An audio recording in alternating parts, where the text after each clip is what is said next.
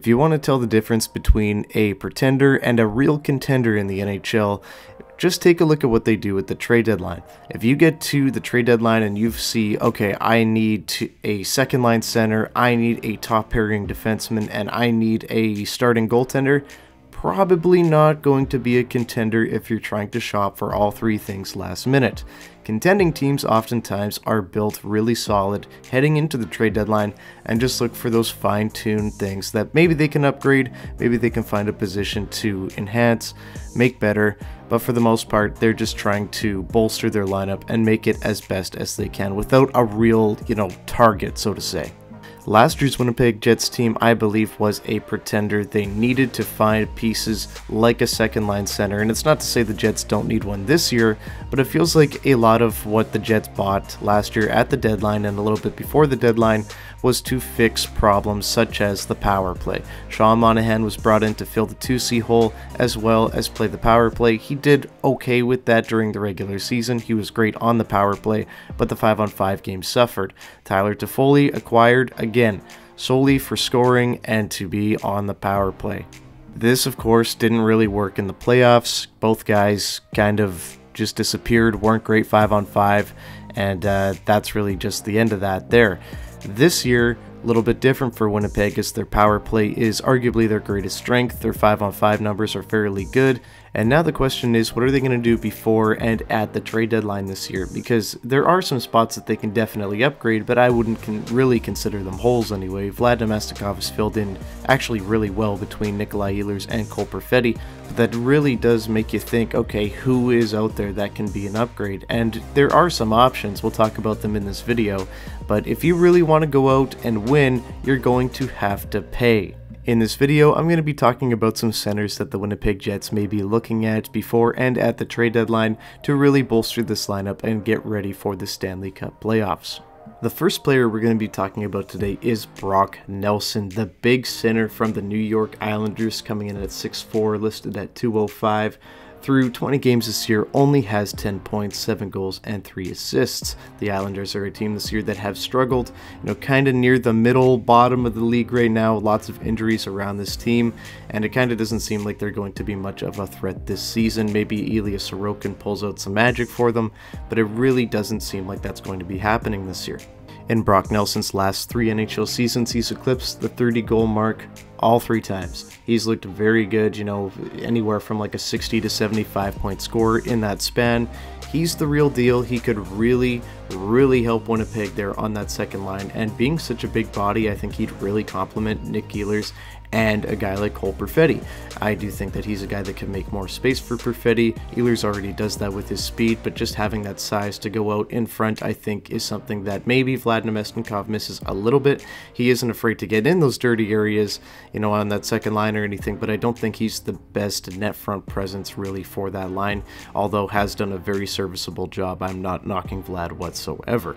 Now, Nelson, he is 33 years old. He would be a rental this year. He's on the last year of his deal, so I think this is a very sought-after player in the NHL. I know a lot of teams are going to be going after Brock Nelson, but I do think if I'm the Winnipeg Jets, I'm looking at, hey, look, we paid a first for Sean Monahan last year. What do I got to do to get a Brock Nelson? This is a guy I kind of was really hoping would be available, a season ago, but didn't seem like it was the case for the Islanders. This year, being a UFA and the Islanders not really being a contender, I do wonder if they're a little bit more open to trading Brock Nelson. I do expect it'll be about a first-round pick, maybe a third and a prospect kind of thing. But overall, if you're going for it, forget your first, forget your picks, forget your prospects, unless they're Brad Lambert and Nikita Chibrikov. You can pretty much say, let's go and, try anything you want to go get guys this year, because this is the year to do it. Brock Nelson would be a very interesting addition for the Winnipeg Jets. Next up on the list here, we have Evgeny Malkin, and I can already see the eye rolls that are, watching this video right now. I don't think that he's going to get traded. I'm just going to say that right now, but I see a ton of people talking about him, and I want to talk about him as well. I do think there's a chance that Malkin could end up on another team. Being 38 years old, with how this Penguins team is right now, I don't think he'll have another chance at winning a cup if he decides to stay there in his career. And now, you look at it, 6'5", 210 pounds, the guy's still pretty close to point per game. He's got 19 points in 21 games. The guy is still playing at a high level. He's big, he's physical, he's one of the greats, he knows how to win. Evgeny Malkin could legitimately be a monster in Winnipeg, and again, he would probably play between Ehlers and Perfetti. Just imagine that line, right? Imagine the room that he could make, again, for a guy like Perfetti. Even a guy like Ehlers, but imagine how much Ehlers and Malkin could complement each other, right? Like, this could legitimately be a monster pickup for the Jets, and I would love to see them do it. Do I think it's going to happen? Not really. I do think the Penguins are going to be asking the moon and the stars for Malkin, as they should be.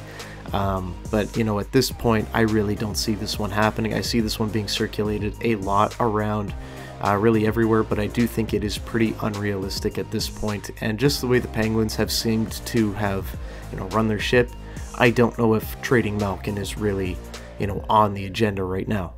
Malkin is on the second last year of his deal. He is not a UFA and does have a full no-move clause, so if he doesn't want to go anywhere, he can just say no. I'm not headed that way, and that's the end of it. That's totally his right as he signed that contract.